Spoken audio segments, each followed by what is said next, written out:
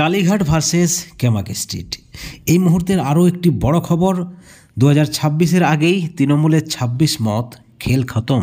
তাহলে কি পড়ে যাবে তৃণমূল সরকার? আপনারা সকলে জানেন 2026-এ বিধানসভা নির্বাচন রয়েছে, সরকার গড়ার নির্বাচন। তার আগেই নবীন প্রবীণ দ্বন্দ্ব আবার একবার। আরজি করের মামলায়, আরজি করের ঘটনায় রাত দখলকে কেন্দ্র করে অভিষেক বন্দ্যোপাধ্যায়ের যে বক্তব্য, এবং তারপরেই তৃণমূলে কিন্তু একটা জোরদার জল্পনা শুরু হয়েছে। এদিকে কুণাল ঘোষ দাবি করেছেন যে রাজ্যের মুখ্যমন্ত্রী বলুক যে তার যে বক্তব্য তা ভুল। ঠিক এই পরিপ্রেক্ষিতে যখন বিতর্ক চরম আকার নিয়েছে, তখনই কল্যাণ বন্দ্যোপাধ্যায় কুণালের পাশে দাঁড়ালেন। তিনি বললেন যে তার এলাকায় সেই সকল শিল্পীদের তিনি ঢুকতে দেবেন না যারা মমতা বন্দ্যোপাধ্যায়কে অপমান করেছেন। ঘটনাটা আপনারা সকলে জানেন। আরজি করের প্রতিবাদে 14 আগস্ট রাত দখল হয়, সেখানে মমতা বন্দ্যোপাধ্যায়ের বিরুদ্ধে অভিযোগ করেন শিল্পীরা। তারপরেই মাঠে নামেন কুণাল ঘোষ। তিনি বলেন এই সকল শিল্পীদের ব্যান্ড করা উচিত।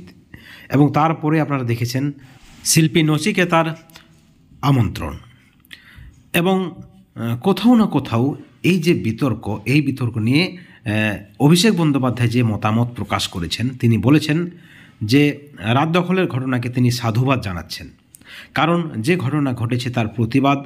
এবং একই সঙ্গে আপনারা জানেন অভিষেক বন্দ্যোপাধ্যায়ের যে এক ব্যক্তি এক পদ এবং রাজনীতির একটি ঊর্ধ্বসীমা থাকা উচিত, এই যে তিনি বেশ কয়েকটি নীতি লাগু করার চেষ্টা করেছিলেন শাসক দলে, এবং তারপর থেকেই যারা কালীঘাটের আস্থাভাজন, এই ধরনের বেশ কয়েকজন প্রবীণ কিন্তু অভিষেক বন্দ্যোপাধ্যায়ের চরম বিরোধিতা করেছেন।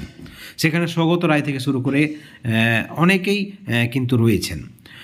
এক সময় কুণাল ঘোষের মুখে যেটা শোনা যেত যে অভিষেক বন্দ্যোপাধ্যায় তৃণমূলের সেনাপতি, যদিও মমতা বন্দ্যোপাধ্যায় হচ্ছে তৃণমূলের সব কিছু, কিন্তু কুণাল ঘোষও কোথাও না কোথাও তার বক্তব্যের পরিবর্তন করেছে।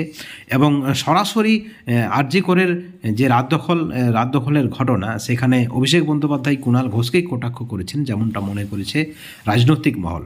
শিক্ষামন্ত্রী ব্রাত্য বসু তিনি এমনভাবে উত্তরটা দিয়েছেন, তিনি বলেছেন তিনি মমতা বন্দ্যোপাধ্যায়ের সঙ্গে, এবং রাত দখলের বিষয়ে সবাই নিজের খোলাখুলি মত প্রকাশ করতে পারে। অর্থাৎ এই যে দ্বন্দ্ব, একটা লুকানোর চেষ্টা, কিন্তু আসল বিষয়টা হচ্ছে আবার একবার নবীন প্রবীণ দ্বন্দ্ব, অর্থাৎ কালীঘাট বনাম ক্যামাক স্ট্রিট, অর্থাৎ অভিষেক বন্দ্যোপাধ্যায় ভার্সেস মমতা বন্দ্যোপাধ্যায়ের যারা প্রিয় বা আস্থাভাজন তাদের মধ্যে।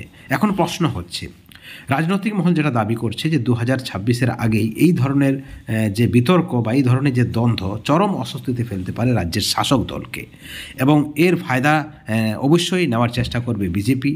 সব কিছুই কিন্তু পরিষ্কার হয়ে যাবে 2026-এর রেজাল্টে। বিজেপির পক্ষ থেকে দাবি করা হচ্ছে তারা 100% 2026-এ সরকার গড়বে। ঠিক এই পরিপ্রেক্ষিতে যে বিতর্ক, সেই বিতর্ক কতটা শাসক দলকে অস্বস্তিতে ফেলতে পারে সেটাই কিন্তু দেখার।